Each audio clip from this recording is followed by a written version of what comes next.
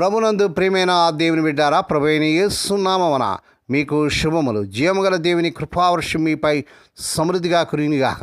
ఈ దినం అనగా మార్చి నెల 26వ తారీఖు 2026 గురువారం హోలీ ట్రింటీ చర్చ్ మినిస్ట్రీస్ వారు అందించు అనుదేనామన్న. ఈ దిన మన ధ్యానాంశం యేసయ్యే మన ప్రాయశ్చిత్తార్థ బలి. యేసయ్యే మన ప్రాయశ్చిత్తార్థ బలి.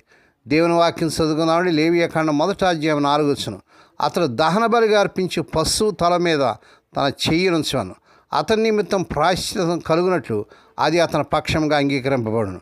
దేవుడు తన పరిశుద్ధ వాక్యం దీవించును గాక. దేని బిడ్డారు, మీరు అంతా ఎలాగున్నారండి? మీ ఆరోగ్యాలు ఎలాగున్నాయి? మీ కుటుంబంలో అందరూ బాగున్నారా? మీకోసం ప్రతిదినం కూడా మేము ప్రార్థన చేస్తున్నాం.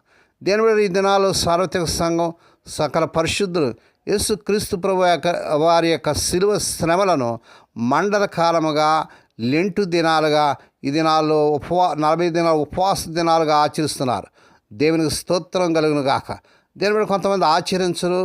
మరి ఈ రీతిగా 40 days ప్రభు వారి యొక్క శిలువ శ్రమలను పురస్కరించుకొని ప్రతి దినం కూడా దేవుని సన్నిధిలో చేరి ప్రభువును స్తుతించుకోవడానికి, ఆయన శిలువను మరొకసారి జ్ఞాపకం చేసుకోవడానికి, ఆయన మరణం జ్ఞాపకం చేసుకోవడానికి, ప్రభువు సమీపంగా రావడానికి, మళ్ళీ మనం సరిదిద్దుకోవడానికి ఇది మంచి సమయం.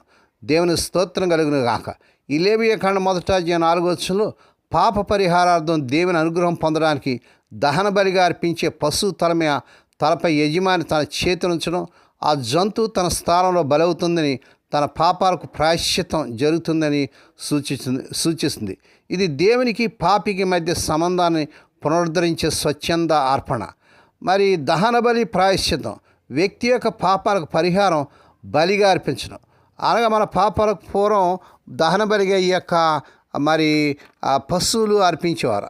హస్తనిక్షేపణ బలి పశువు తలపై చేయించడం ద్వారా తన పాపాన్ని ఆ జంతువుకు బదిలీ చేయడం, మరి అది తన ప్రతినిధిగా బలవుతుందని అంగీకారం. ఈ బలి దేవునికి ఇష్టమైన సువాసనగా, సమతమైనదిగా పరిగణించబడుతుంది. ఈ సందర్భం చూసినట్టు దేవునితో సత్సంబంధం, ఫెలోషిప్ పునరుద్ధరణ కోసం పాపి తన సొంత ఆస్తి నుండి లోపం లేని పశువును సమర్పించడం. ప్రాయశ్చిత్తం, దహన బలి, అర్పణ, పరిహారం, ఇవన్నీ కూడా ఈ చక్కని పదాలు.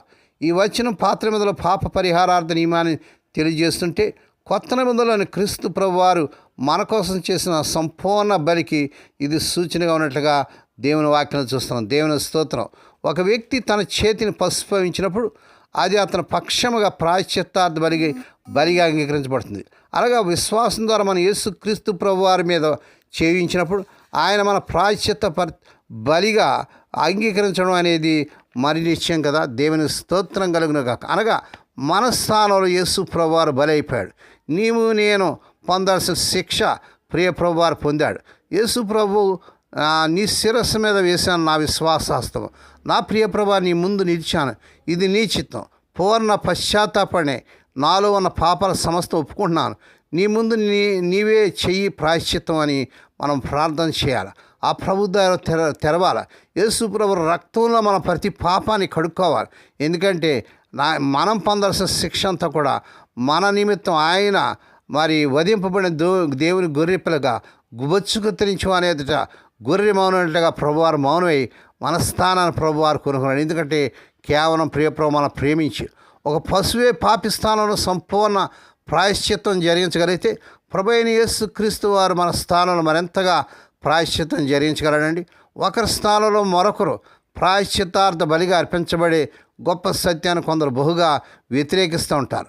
నేను ఒక ఆయనకి దేవుని వాక్యాన్ని సాక్ష్యం చెప్తూ ఉన్నాను. ఒక సెలవుల్లో హెయిర్ కట్ చేయించుకుంటూ యేసు ప్రభు ప్రతి పాపాన్ని నుండి మనం శుద్ధి చేస్తుందంటే ఆయన రక్తం ఏదైనా అడుగుతున్నాడు.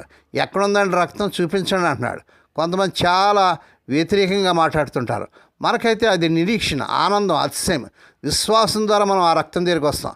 యేసుక్రీస్తు ప్రభు వారి మనస్థానం మనకు బదులుగా ప్రాయశ్చిత్తార్థ బలిగా అంగీకరించబడ్డాడు. కాబట్టి ఆ ప్రియుల్లో మనం కూడా అంగీకరించబడుతున్నాం. దేవుని స్తోత్రం. ఈ మాటలు వింటేనే దేవుని బిడ్డ, నువ్వు ప్రభు యొక్క సంపూర్ణ బలి అర్పణ మీద విశ్వాసంతో నీ చేతిని ఉంచేలాగా జాగ్రత్త పడు. ఆ విధంగా నువ్వు అంగీకరించడం ద్వారా ఆ బలి అర్పణలో ప్రయోజనం అనుభవిస్తావు. ఇంతకుముందు ఎన్నడూ నువ్వు అలా చేసావా? అయితే మళ్ళీ అలా చేయి. ఒకవేళ అంతకుముందు అన్నాడు నువ్వు అలా చేయకపోతే ఏమాత్రం ఆలస్యం చేయకుండా ఇప్పుడే దేవుని బిడ్డ నువ్వు చేయము. నువ్వు రక్షణ వెలుగు రమ్ము. యేసుప్రభు నీ హృదయంలోకి ఆహ్వానించు. విశ్వాసం ద్వారా ఆయన రక్తంలో కడుక్కోము. పశ్చాత్తాపంతో ప్రభుత్వ తిరుగుము. ఆ రీతిగా చేటుకు పరిశుద్ధాత్మ దేవుడే మీకు సహాయం చేయనుగాక. దేవుడి మాటలు దీవించునుగాక. ప్రార్థన చేస్తున్నామండి. పరిశుద్ధుడైన మా తండ్రి, నీ పరిశుద్ధ నామమునకు వందనాలు స్తోత్రాలు చెల్లించుకున్నాం ఆయన. స్వదేశ విదేశాల నుండి వర్తమానం వింటూ అనేకలకి వర్తమానం షేర్ చేస్తూ, లైక్ చేస్తూ, సబ్స్క్రైబ్ చేస్తున్న మా ప్రియులందరినీ దీవించండి, ఆశించండి. ఈ దినం పుట్టిన దినాలు, వివాహ దినాలు, శుభదినాలు జరుపుకున్న బిడ్డను బహుగా దీవించి ఆశించి మరొక సంవత్సరమైన దయాక్రీటం బిడ్డకు దరుపు చేయండి. మరి ఎవరైతే నా రోగాలతో, మరి సీరియస్ కండిషన్లు, మరి హాస్పిటల్లో క్యాన్సర్స్తో, ఫిట్స్తో, జ్వరాలతో, డెంగ్యూ ఫీవర్స్తో, టైఫాయిడ్స్తో నాయన, మరి ఈ యొక్క వైరస్లతో బాధపడుతున్నారు. ఇప్పుడే కలవరి శిలువ రక్త ప్రభావాన్ని శిరస్సు మీద పాదంలో ప్రారంభం చేస్తున్నాం నాయన. స్వస్థత, ఆరోగ్యం, విడుదల యేసు నామములో ప్రకటిస్తున్నాం తండ్రి. ఏ కుటుంబంలో తమ ప్రియులు నిద్రించి మాణిజ్య దుఃఖంలో వేదన లాంటి వారికి కావాల్సిన ఆదరణ దయచేయండి మా తండ్రి. ఆ స్వదేశ విదేశాలు ఉద్యోగం లేక తెప్పబడుతున్న ఎవరి బిడ్డలకు యేసు నామముల వారు అర్హత మించిన ఉద్యోగాలు వచ్చును గాక. వీసాల కోసం వారు ఎదురు చూస్తున్న బిడ్డలకు మరి అడ్డుల ఆటంకాలు తొలగించబడి వీసాలు వచ్చును గాక. వివాహం కానీ ఎవరి బిడ్డలకు యేసు నామములు ఈ నెల అద్భుతం జరిగి వారు కోరుకునే చక్ర సమాధాలు కుదిరి వారి వాళ్ళ ఘనంగా జరుగును గాక. నాయన యుద్ధమును, మరి ఈ యొక్క యుద్ధాన్ని ఆయన పశ్చిమాసియాలో జరుగుతున్న యుద్ధాన్ని ఆపి అగ్రనాయకులతో మాట్లాడి మీరే నీ బలమైన కార్యం జరిగించామని, ఈ దినమంతటాన్ని బిడ్డలు చుట్టుపై రక్తకంచేయమని, మహిమ నీకే, ఘనత నీకే చెల్లించి యేసే పరిశుద్ధ నామన స్తుతించి గణపరిచి వేడుకొని ప్రార్థిస్తున్నాం తండ్రి.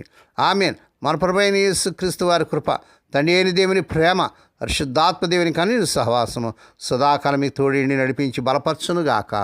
ఆమేన్.